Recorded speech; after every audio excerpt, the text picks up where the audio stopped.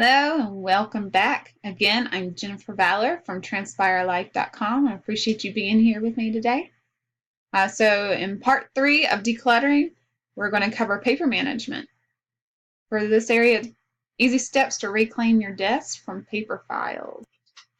Before you start, of course, you're going to want to make sure you schedule time each day, even if it's only a few minutes, or just schedule a lump sum of time that you can do, maybe even an hour. Whatever you need to do to fit your lifestyle, just schedule it so you have focus time. All right, so you're going to want to get your list back that you had put together of categories that had come up as you were decluttering. You want to grab that and a pen in case you need to jot down anything else. So for some general category inspiration, based on your list, what categories appeared. If you need to, put a sticky note on each pile just so you have it's an easy glance and color-coded or whatever you need to do to know exactly what is what for now. You can use category names that first come to mind, even if it's silly. Use categories that make sense to you and your workflow. You don't want to force this, even if it doesn't feel natural at first. We're going to set it up anyway, and you can always go back and tweak it later. And some examples of categories would be home and auto, anything for business, your financials, medical, pets, taxes, any vital documents, anything for memberships, school, or vacation. Whatever you decide, just make sure you be decisive.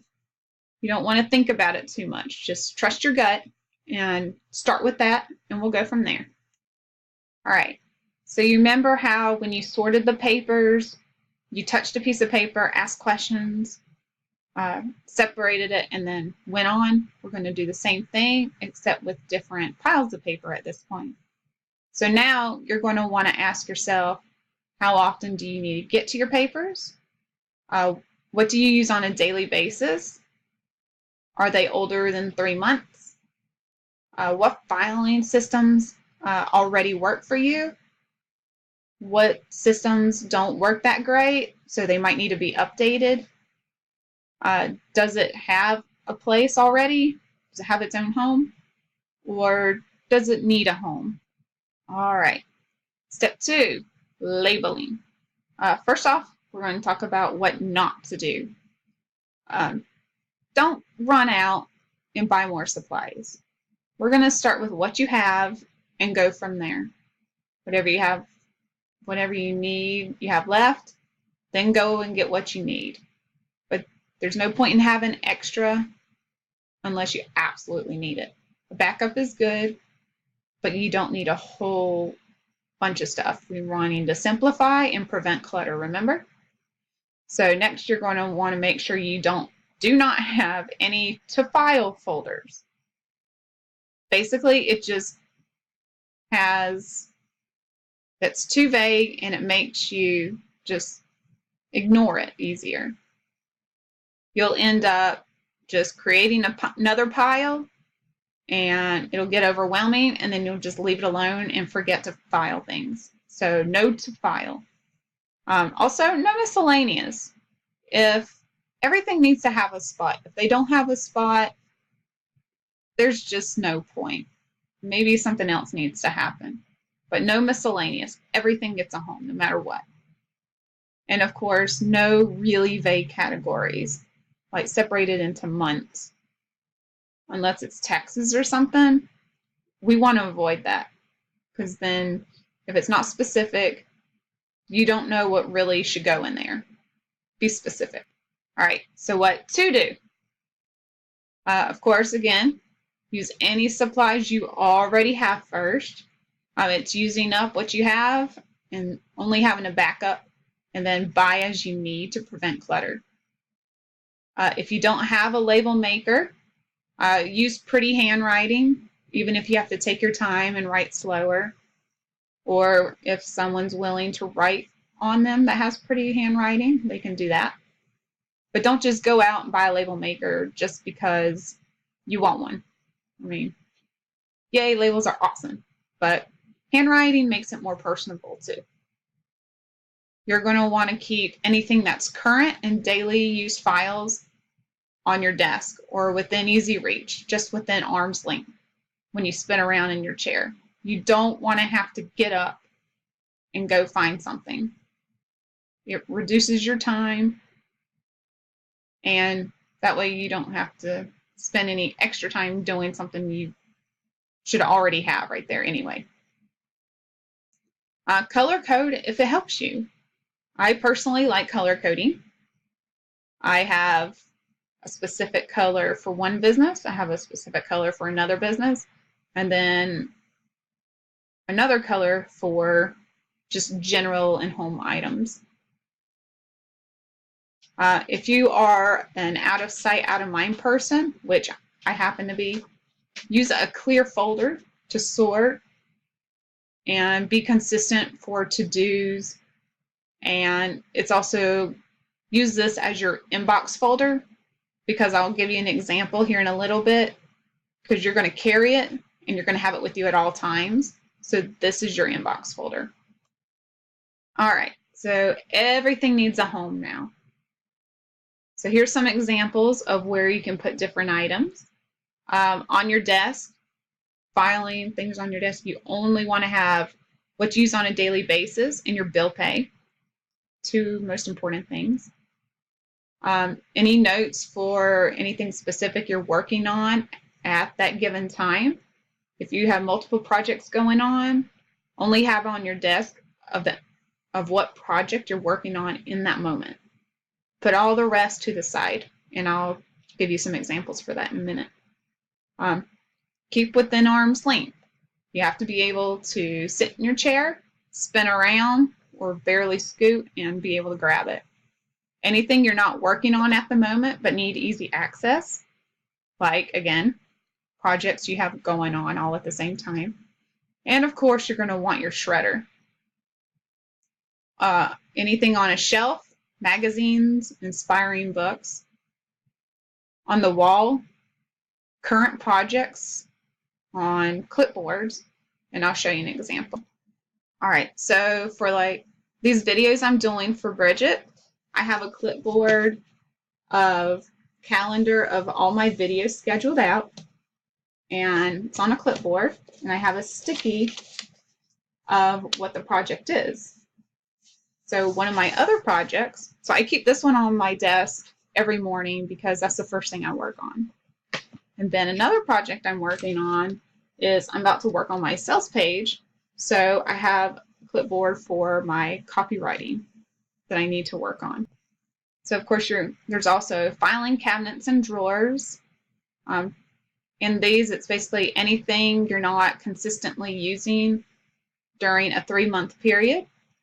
And you can also get my download of how long to keep files or different papers and documents in my previous video. It'll be somewhere in the module. You'll be able to download it. But use that so you can decide how long to keep anything in your filing drawers.